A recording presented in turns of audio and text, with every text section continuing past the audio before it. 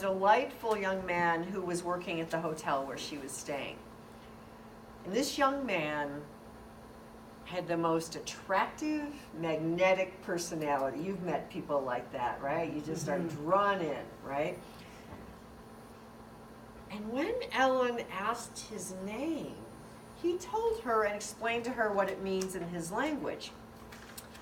In Ghana, parents take great care in the names they choose for their children. The names often reflect the day of the week that the child was born in, and it indicates some quality of the soul. So the young man said his name meant, "I've got my own." And as he told her his name, "I've got my own," the meaning, he said, he had a bright smile on his face.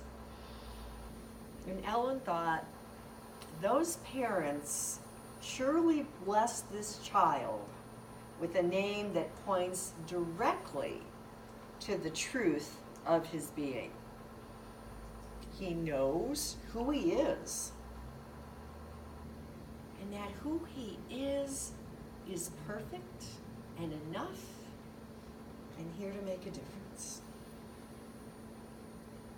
For most of us, though, we didn't grow up being told about our divine nature. I've told you before, Unity Minister Gary Simmons says that unless your parents were Mary and Joseph, you probably were not told you were the light of the world growing up, right? We didn't have our own. Instead, we grew up in a world where the author Toni Rayton D'Antonio, she calls it the United States of Generica. We grew up in a world where we are supposed to look a certain way, we are supposed to act a certain way, and our lives are supposed to be a certain way.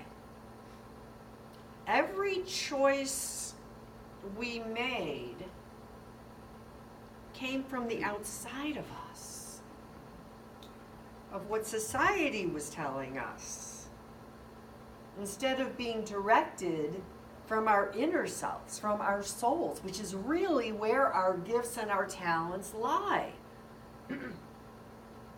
Within us is who we're supposed to be in the world. And the outer world doesn't give us that. But when we live our lives kind of, okay, I'm supposed to do this, I'm supposed to do that, I guess I'm supposed to do that, I don't know. It's living in a box. We're limited in the ways that we will express ourselves. So our lives lack the depth and the joy that we're here to experience. And the result of that is we tend to go through life with the feeling that something is missing. Our lives may look perfectly fine on the outside, but somewhere within us, we might sense something's missing, something. Today we conclude our series based on the children's book, The Velveteen Rabbit. And that book is about the process of a stuffed rabbit who longs to become a real rabbit and the process he undergoes in doing that. And I'm using as the basis for the book a book by Toni Rayton D'Antonio called The Velveteen Principles. And it's a book that takes the concepts put forth in The Velveteen Rabbit and makes them relevant for our human life. And even though it's a children's book, it is very relevant to us as adults, I think. You know, for us in a spiritual center like we are, when we talk about becoming real, we're talking about living from our soul, knowing who we are and expressing that, living from that real, unchanging part of us that part that doesn't get caught in the ups and the downs of life, that part that doesn't need to judge, that part that only knows of God. And when we can get that, like the young man in Ghana, we've got our own. We've got who we are. We know what we want. We come to know our purpose in life. And we can begin living it. Because once we know that, it's almost as if the universe goes, well, finally, and we start to draw to us or to notice things that support us in living from soul. Our job, our work, is to say yes to it. That's it. It's to say yes. It's setting aside the box. It's setting aside the fears and the concerns and saying, okay, God, I'm ready. I say yes. So a very big part of the process of becoming real in the psychological sense and in the spiritual sense, one of the first things that we do is we look at those feelings and beliefs that we're already holding. And maybe we start to look at what needs to be dismantled. What is limiting us from the full expression of who we are? We come into most situations in our life, most interactions with people, with things, probably when you came here today, we have kind of a structure of knowing of what that's going to be like. And what happens is, then we just see what we expect. We don't walk in and see the newness. We're not open to experience each other or this place from soul. So we want to look at those beliefs and things we are holding in an effort to just see them. And in the process of seeing them, that's where the dismantling happens. Noticing them is enough. So Toni Rayton D'Antonio, she's a psychotherapist. She wrote the Velveteen Principles, and she says she was raised in a household where it was not okay to voice any type of need or desire. And that's not unusual. A lot of it, we've said before, is because our parents didn't know what to do with our feelings, so it's like, quiet down. But because of this, she began to hate those parts of herself that needed care, that needed attention. Because her particular household, she wasn't allowed to express it. She came to believe that she had to be perfect in order to be good enough. Perfect on the outside, behavior-wise. And as she grew up, the beliefs got stronger, as they do. You know, we're gathering evidence to support our belief. She continued to believe that not only did she have to be perfect, but she now came to believe she always also had to be nurturing and available to whomever needed her. There was no room for her in her life. It was always about everyone else. She said she became unhappy, resentful, empty-hearted, and a martyr. When she began to see this, the first thing, which is what happens when we see the beliefs that maybe we've been holding on to that have limited us, which is true for all of us, she started to grieve all she had missed out in her life. Those things she had missed because of the years she spent denying herself. She denied herself the comfort and the love because she was taught that a good person doesn't seek these things for herself.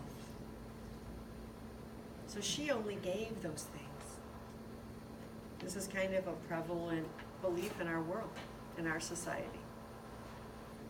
So if we are willing to look within what we were taught to think and believe, to really kind of be brave enough to look at that stuff. And there's no fault, there's no blame in this.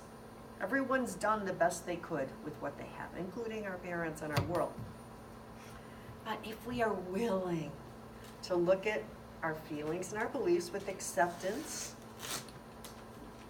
we will also start to see some hidden talents, some hidden desires, ways of being that we never knew we had. But those are the things that bring us the greatest joy. Those are the things that are kind of lurking inside of you, longing to be expressed. That's the God of you, seeking expression in this physical world.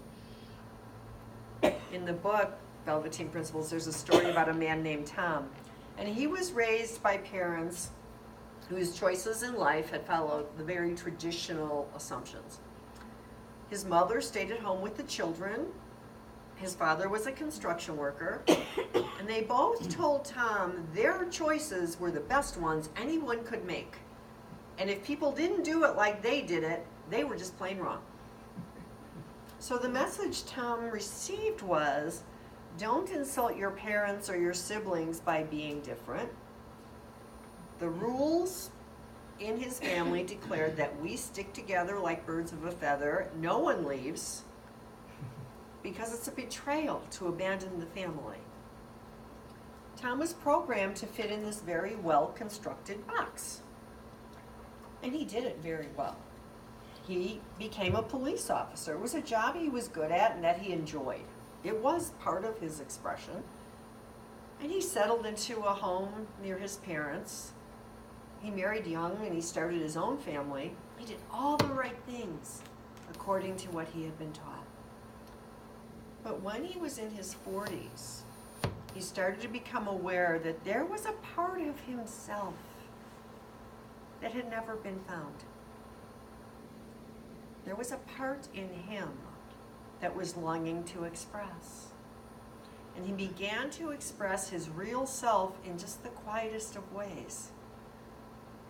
He'd be on a late night watch in his police car and he started writing poetry on scraps of paper. And at the end of his shift, he'd go back to the station and stuff his poems in his locker. He never even let his wife know about them.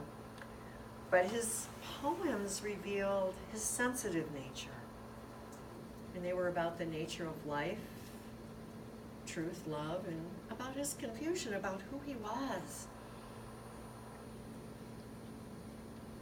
And although Tom began to expand his own sense of self, realizing more and more who he truly was, he still didn't throw out everything he had been. Do you see? All we're doing here is expanding who we are into this world. He continued his work as a pillar of the police department. But at the same time, he continues to nurture and explore this newly discovered creative side of himself. He says someday he might even let his wife know about it. Your hidden gifts and talents that are part of your real self, no matter how long they've been buried by the boxes we've grown up in, they're still within you. No matter how long they've been buried, how long they've been told it's not safe to come out, they're still there. So I would invite you to take a moment maybe now, maybe after meditation or a time of quiet during a walk. Remember a time when you were truly happy. A time, any time from childhood up to this morning, when you felt confident, when you felt like yourself. What were you doing? What was it? And the important thing here as you look is not to censor yourself, whatever that was. We don't want to put that in a box, girl, boy, weak, strong. It could be writing poetry or painting pictures. It could be teaching others a skill or supporting them in some way. It could be one young woman, hers was crunching numbers, and she didn't want to do it around anybody else. So she found a job working from home where she did accounts receivable for a large corporation, and she was incredibly happy. She was in line with who she was. And if nothing in your past is readily available, maybe you start to notice now. Maybe you start to notice this afternoon, tomorrow, in your daily life. What are you doing when you feel really connected to all that is? When you feel present? When you feel real? That's it. That's it. And then we notice what it is, and we let God take us the rest of the way. You know, we put ourselves in a box, but sometimes we put God in a box too. We think there's only certain things that God can do or will do for us. No. There are no limitations in God. God supports you in being who you were created to be. And there's no limits in that. Towards the end of the story of the Velveteen Rabbit, the rabbit sees for the first time real rabbits at play in the garden. He's still a toy. And he notices how beautiful they are. They have beautiful fur. They don't have any seams showing. But what he's most intrigued by is how they move. These rabbits, they flex and they bend and they jump and they dance. And the Velveteen Rabbit, he can't seem to find their little wind-up thing. He doesn't know what they're doing, how they're doing it. But the real rabbits are happy because they can move and express themselves in the world. The corollary for us in that is for us to be real, we have to be willing to adapt to the changes that are happening in our world and in ourselves. The spiritual path is one of change. The way we start to see ourselves, the way we see other people, changes. And sometimes that seems a little scary.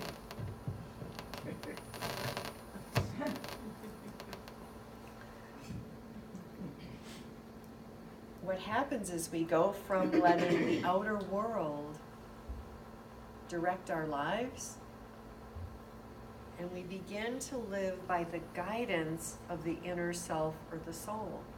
And because it's a change, human nature is, it's scary.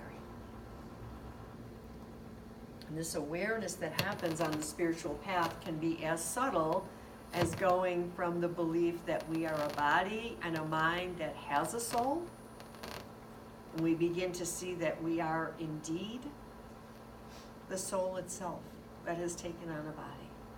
Our identification changes.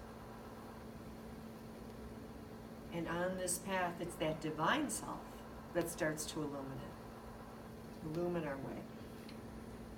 And when that happens, not only might we make different choices in our lives, either in the moment or in the grand scheme of things as we practice bringing our true self forward, but we are also able to more easily move and adapt with the outer changes that happen in our lives. Life has changed. 100 years ago, a man and a woman lived and died within 15 miles of the place he or she was born. He worked a single occupation for his life. She stayed home, mostly, usually. And now, it's not unusual for us to move many times over our lifetime, sometimes across country. We change jobs or careers more than a few times sometimes. And some of us have more than one marriage. A couple things that we have to know about change.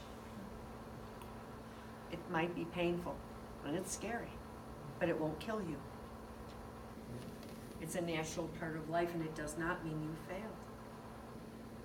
Change happens when an old situation no longer fits you. You have grown past it. Really, you have come to a place where you are ready for a difference in your life. Your soul is ready for a difference in your life, as your soul is ready to express in new or different ways. If the job or the relationship still fit, you'd still be happily in it, right?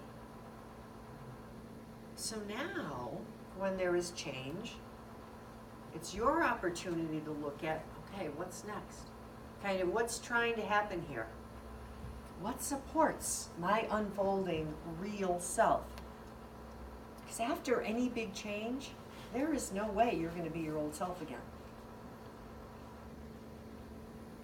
But a space has been created when there is a big change for those hidden gifts and your talents to be made known. A new opening has happened. There's a story. All these stories I'm telling today are in the book. So it's a story of a former Hell's Angel, and he's an alcoholic named Alan. And he had been partially paralyzed in a motorcycle accident. And once he finished grieving the physical change, he started to adapt to his new circumstances. He got sober. He took a job as an advocate with a group that serves the disabled. He used his accident to change his life in amazing ways.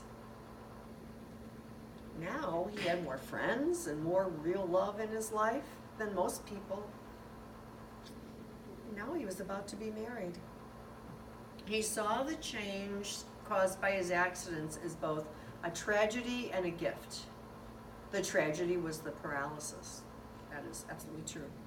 But the gift was in the large, expansive life he had now built that may not have happened if it weren't for the accident. It's one of those wouldn't choose it, wouldn't change it situations. Those are the things in life that we would never choose. But once they occur, we can see the gifts that we've gotten from them. We can see how we've grown, how we've learned to live more from soul because of what we've been through. How we've learned a little bit more to be who we truly are. And as we learn to live more from soul, we then get to be more real in our relationships with each other. You know, a lot of us grew up thinking our relationships should be just like the ones we see in movies or TV. Of course. Or we think to find love, we have to be very lucky, or we have to look and behave just like those movie stars in those romantic comedies. So we think, well, I don't look like that, I'll never find love. Or if we do find love, we try then to make our relationship to be like someone else's, because that's what we've seen on TV. And those are so perfect. We never give our own relationship an opportunity to find its way. We don't give it an opportunity to support us in our unfolding and for us to support the other person in their showing their realness as well. There was a woman named Karen who, she seemed to have the perfect life and a perfect marriage. She was a Wall Street whiz, and her husband was so handsome he could be a model. Shortly after the wedding, Karen started having panic attacks. And her husband began rejecting her because he started to see that, oh gosh, she's really not that perfect. The marriage ended, and Karen decided that next time she would demand a real person. She got back into the dating scene, and she was very brave and very honest. She told men that she wanted more than a superficial relationship. And she warned them that among her imperfections was this little problem with panic attacks. And in order to deal with the panic attacks, she had left her high status, visible job for one that was a lot less stressful, a lot more ordinary. And she was very happy. Then she met a real man. He loved her as she was, and he was willing to let her love him as he was. And the author of the Velveteen Principles says, this couple is one of the most loving couples she's ever known. And she does marriage therapy. So living from soul includes all of life. It is allowing the soul's wisdom to determine the direction and to keep us on course for our life, to live it connected, unfolding more and more from spirit, from who we are. And at the same time as we're allowing this inner self to come forth, we get to embrace our relationships, those around us, ourselves, and the world in which we find ourselves. Saint Teresa of Avila said, I myself can come up with nothing as magnificent as the beauty and the amplitude of the soul. The fact that the soul is made in God's image means that it is very difficult for us to understand its sublime dignity and wholeness. That's who we are. And as we enter what's traditionally known as Holy Week this week, the week leading up to Easter, it's a time when we get to recognize a man who did life differently. A man who lived from soul. A man who lived from his connection to spirit. A man who allowed the love of God to be made known to him, as him. And one that said, let me show you the way. That man, of course, is Jesus. And next week, we'll kind of unpack the meaning of Easter from a metaphysical standpoint of how it becomes our story. But we have a teacher, a way shower. And in a moment, we'll participate in our rose blessing ceremony. And we do this every Palm Sunday. And this rose blessing, we symbolize in ceremony that we too are the love of God. We are God in expression, connected to each other, and that we live in an all-embracing circle of divine love. We live in a world where the energy of God supports us in doing and being all that we came here to be. Today, we'll recognize that each one of you comes forth from God. Each one of you is a divine creation. It can be no other way. And that this wholeness is the very being, the very life, the very essence of you. celebrate and acknowledge that you are truly made in God's image. And in this, although it's a public moment, I would encourage you in the privacy of your own hearts to commit to allowing God to express itself more fully and freely through you than ever before. Expressed through you by your willingness to love and to be loved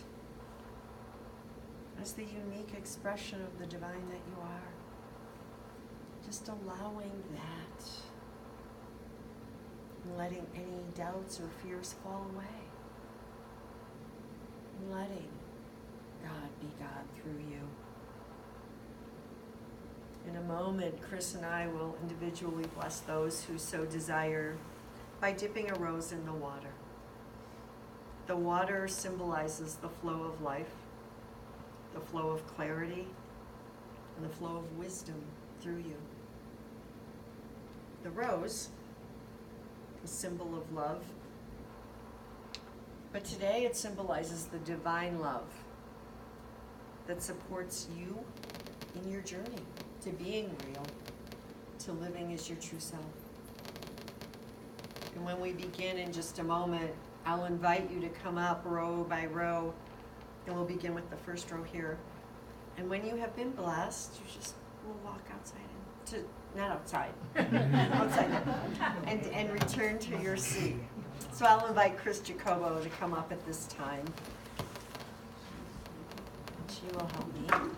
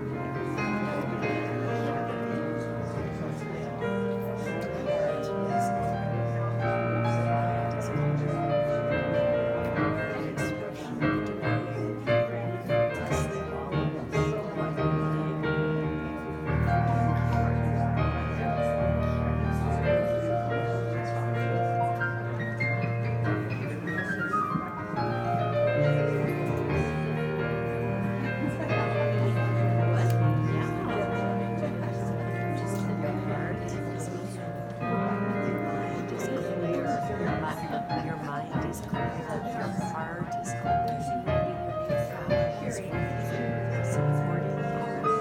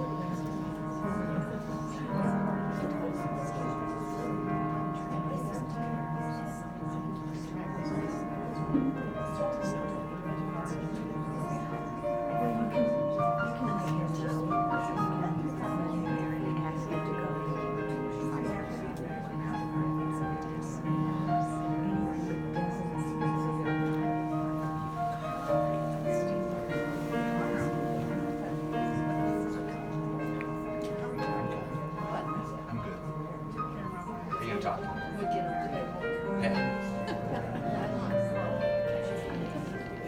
Now let us conclude with a prayer.